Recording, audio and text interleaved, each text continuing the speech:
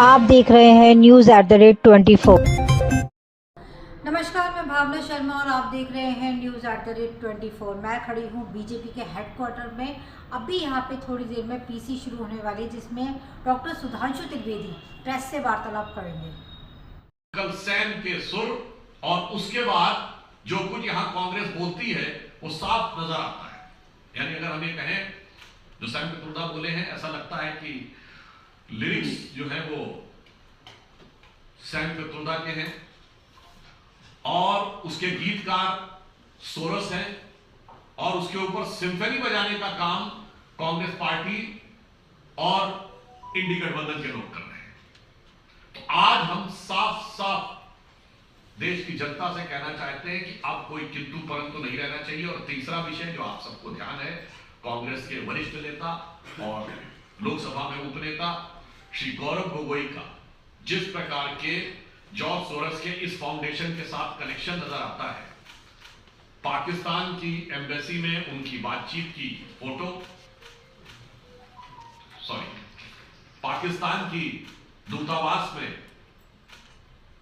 मधुर मनोभावों के साथ वार्तालाप करते हुए और भारत में आकर भारतीय सेना, भारतीय वायुसेना, भारतीय अर्धसैनिक बलों के विरुद्ध कटुतापूर्ण शब्दों का इजहार करते हुए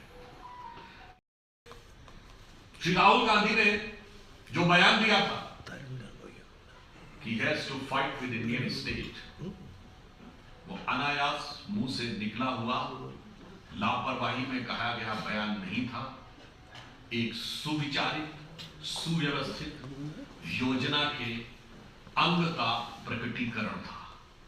it was not just a careless slip of tongue, but it seems to be an expression of विदेश के ऊपर आघात करने के एजेंडा बहुत साफ है कि विदेशी शक्तियों के लिए, जो भारत के विरोधी शक्तियां हैं, उनके लिए कांग्रेस की मोहब्बत की दुकान है, जिसमें मोहब्बत सोरस से भी है, मोहब्बत चाइना से भी है और भारत के अंदर एक दूसरे से लड़ाने का विधान है। याद करिए, ये कहते हैं उत्तर और दक्षिण को लड़ाओ।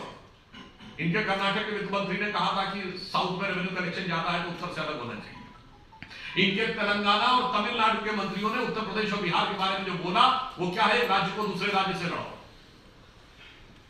उसके बाद भाषाओं को आपस में लड़ाओ, तमिल और हिंदी को लड़ाओ, फिर मराठी और बिहारी को लड़ाओ, फिर भाषा पे लड़ाओ, प्रांत पे लड़ाओ, क्षेत्र पे लड़ाओ, उसके बाद जातियों में लड़ाओ, अगड़े पिछड़े में लड़ाओ, सामान्य और दलित में लड़ाओ। यानी बहुत साफ है कि बाहर की शक्तियों के लिए मोहब्बत की दुकान और भारत में हर आधार पर वर्ग, प्रांत, जाति, भाषा पर नफरत की दुकान, नफरत के समान।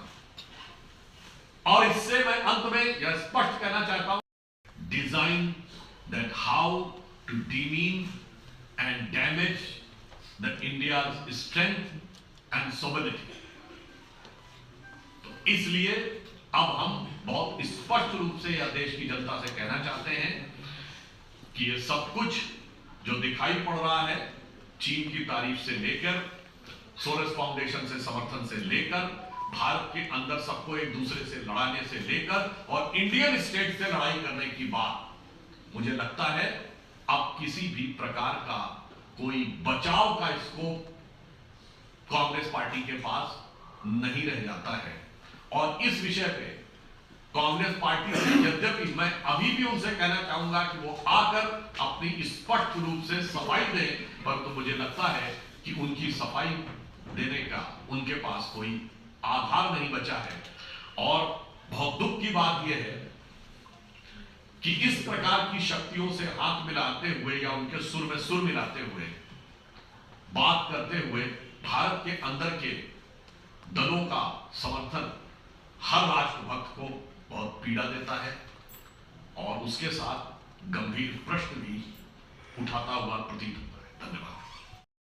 22 और 23 दोनों में कॉन्फ्रेंस हुई तमिलनाडु में, इरेडिकेशन ऑफ सनातन धर्म, यानी सनातन धर्म का समूल नाश करना। और अब उनकी फंडिंग कहां कहां से हो रही है, ये तो अब अमेरिकन एजेंसीज के जो स्रोत उभर के सामने आ रहे हैं उनकी जांच में उससे उभरकर सामने आता जा रहा है। और मैं पुनः यह बात कहना चाहूंगा, फिर कोई इस बात को जाके चेक कर ले, यही 2021 का वर्ष है जिसके बाद बहुत से स्टांस भारत के समाज, देश और वर्ग और जाति के बारे में कांग्रेस का चेंज होना शुरू हुआ।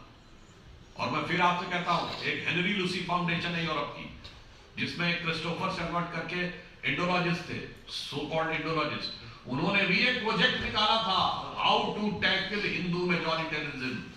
मैं दर्शकों से कहता हूं, जो करोड़ों लोग सुन रहे हो, इन सब चीजों को जाके चेक करिए, तब आपको समझ में आएगा कि मोदी जी किस परिस्थिति में देश को चला रहे हैं। और उसके बाद जो लोग इल्जाम देते हैं, तो उनके लिए एक लाइन कहना चाहूंगा मोदी जी की तरफ से कि हमें इल्जाम मत दीजिए, बहुत अफसोस होता है, हमें इल्जाम मत दीजिए, बहुत अफसोस होता है, बड़ी तरकीब से कश्ती यहां तक लेके आए हैं और बदल देते हैं हम दरिया की लहरें अपनी हिम्मत से, आंधियों में भी अक्सर चिराग हमने जलाए। तो आप सोचिए कि विपरीत परिस्थितियों में देश को लेकर आगे चलना।